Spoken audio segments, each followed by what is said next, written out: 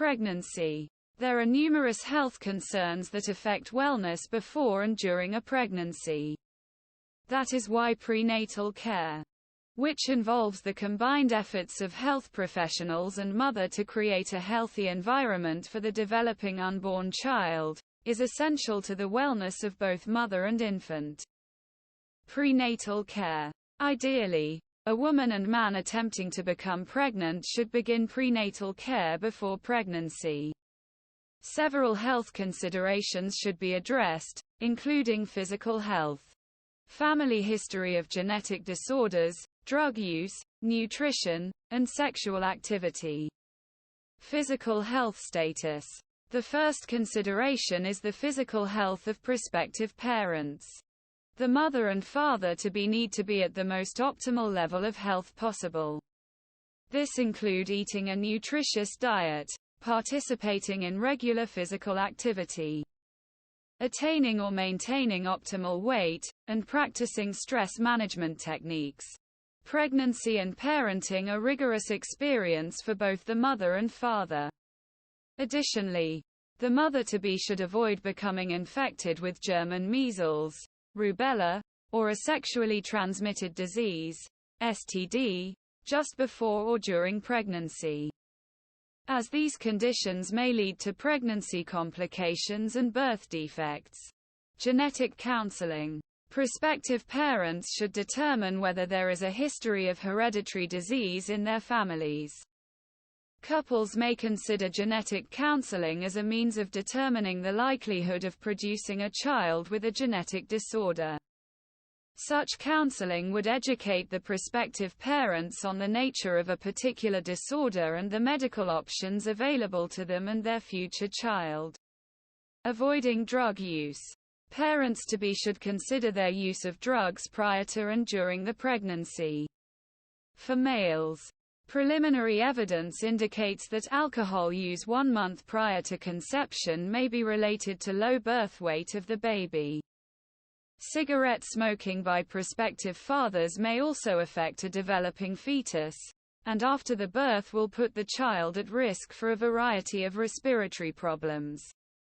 Evidence for drug use in father-to-be is not yet conclusive. The prudent course of action would be to abstain from drug use prior to conceiving and during pregnancy. Drug use by women attempting to become pregnant is also problematic. It may be as long as 4 to 5 weeks after a missed period when a pregnancy is confirmed. By the 5th week of pregnancy, the artery that will become the heart is already beating. The embryo, fetus, is most vulnerable to chemicals during the first 12 weeks of pregnancy. Potentially harmful chemicals can be introduced to the embryo, fetus via the mother's blood. One such chemical is alcohol. Alcohol consumption during pregnancy has been linked to an increase in spontaneous abortions, as well as congenital heart defects, retardation, physical malformations, and other deformities. Select congenital defects produced by the mother's consumption of alcohol are referred to as fetal alcohol syndrome, FAS. Any congenital defect caused by the mother's alcohol consumption is referred to as fetal alcohol effect, FA. Maternal alcohol abuse may be the most frequent environmentally known cause of mental retardation in the Western world. There are many other chemicals commonly used that may cause problems for the mother or embryo, fetus.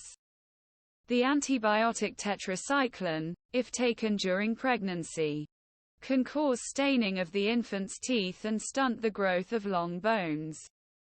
Other antibiotics may cause congenital cataracts.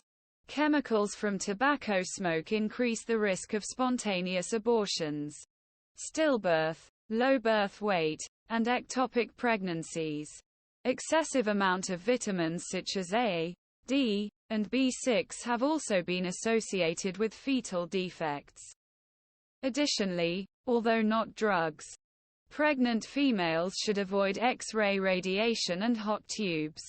Nutrition during pregnancy. The average pregnant woman needs to increase her intake of calories by about 15% so that her minimum daily count is about 2,400 calories. Maternal weight gain during pregnancy is directly related to infant birth weight and by association to length of gestation, fetal growth, and infant mortality. Another factor is age, where teenage mothers are less likely than women in their 20s to achieve the minimum recommended weight gain.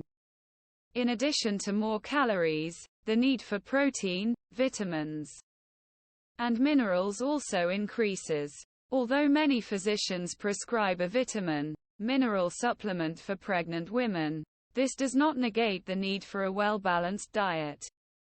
Pregnant women need to pay special attention to their food intake regarding protein, iron, calcium, sodium, and B-complex vitamins.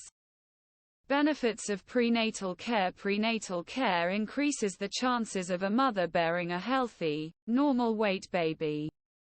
This is an important benefit, as birth weight is an important predictor of infant health status. Specifically, low birth weight is strongly associated with infant mortality.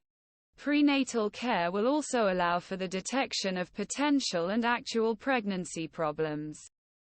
For example, one tool in prenatal care is ultrasonic fetal examinations. Ultrasound machines can produce an image of the fetus using relatively harmless sound waves. These tests can provide data about how the fetus is developing and whether any medical attention is required to treat the fetus while in the womb or soon after birth.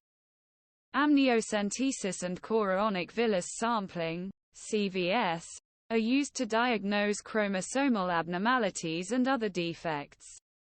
These tests are often performed early in pregnancy, between 10 and 13 weeks for CVS and 16 and 22 weeks for amniocentesis, to check for Down syndrome and other genetic problems. For mothers with multiples, these tests can also determine whether babies are identical or fraternal. The physician performing amniocentesis obtains a sample of the amniotic fluid. A needle is inserted through the abdominal wall and a sample of amniotic fluid is withdrawn. The results of the test can take from 2 to 4 weeks to prepare.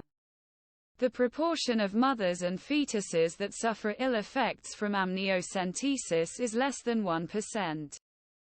It is possible that a healthy fetus may be spontaneously aborted as a result of amniocentesis.